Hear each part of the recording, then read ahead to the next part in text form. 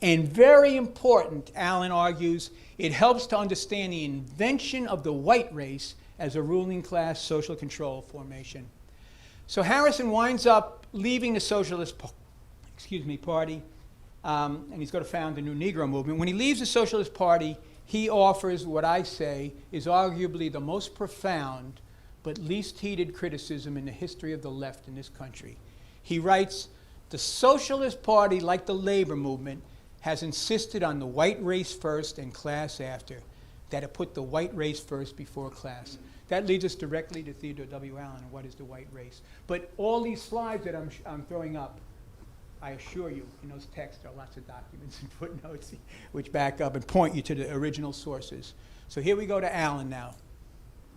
Allen starts working on what becomes the invention of the white race. It's in the 1960s. He's got that rich history of left activism, and he's living in Brooklyn, and he's fascinated with history, relates to the common people. He knows racial discrimination is bad, but it's a changed atmosphere. Civil rights struggle, anti-imperialist struggles, and he starts really thinking more deeply, could it be possible that key defeats suffered by the democratic, progressive, and socialist movements could be found in white supremacism? So he wants to look at this more deeply.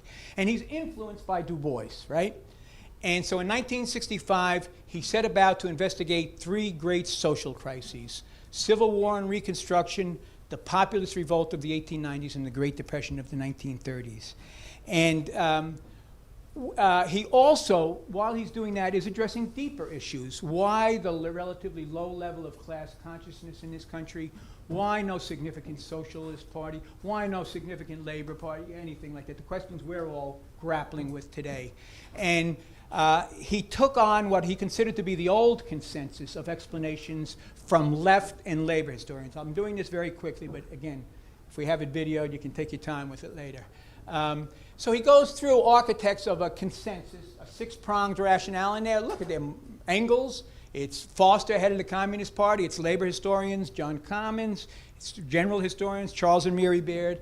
The six prongs that they try and articulate as the reason to explain all this: early right to vote, the heterogeneity of the working class, freelance safety. He goes through all six, and he argues basically that each one is more myth than reality. The free land wasn't going to laboring people, the railroads are getting it. Heterogeneity may have actually helped, the class consciousness. You had people coming, and he goes through all, and he goes, whatever their effects on European American workers, the same can't be said their effect on black workers.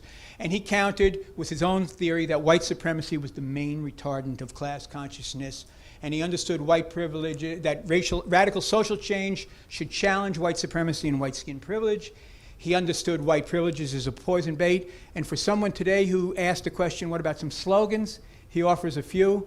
They're the old tried and true from the labor movement. One of them, an injury to one is an injury to all, but this is a little addition he added on this one. Solidarity forever means privileges never.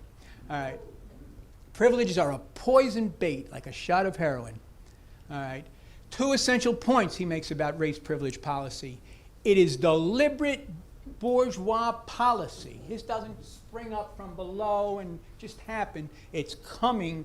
They're the driving force. And contrary to surface appearance, it's not in the interest short range or long term.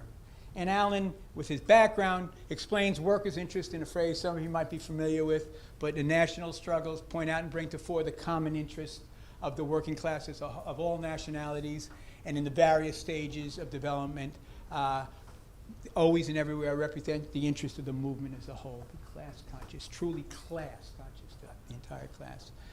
This is what he does. Another thing he writes in this period, I'm just calling to your attention, we're not going to get into it deeply, but I hope you get a chance to go look it up online, because these are issues that you, people here, will be dealing with today.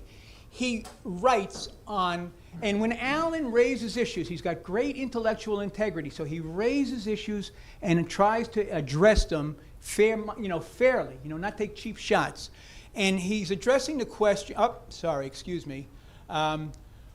the five artful dodges of white radicals on the issue of the centrality of the fight against white supremacy, why it can't be primary. And here's what he characterizes those five arguments back then as, the five key articles. Level up, don't level down. Can't take anything away from the white workers, And of course, that's not going to, if you're not going to challenge the privileges aren't going to end. right? The new working class, those who have skills and stuff, are in direct competition with the regular workers, so it's going to be different. And so we don't have to spend so much time on that.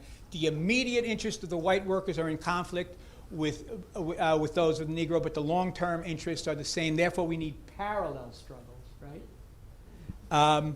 For eventually, when the Depression comes, oh, then we'll come together, you know, blah, blah, blah. And number five, which was also current then and is current today in some circles, don't waste time on the U.S. workers. They're bought off, you know, and support national liberation, things like that.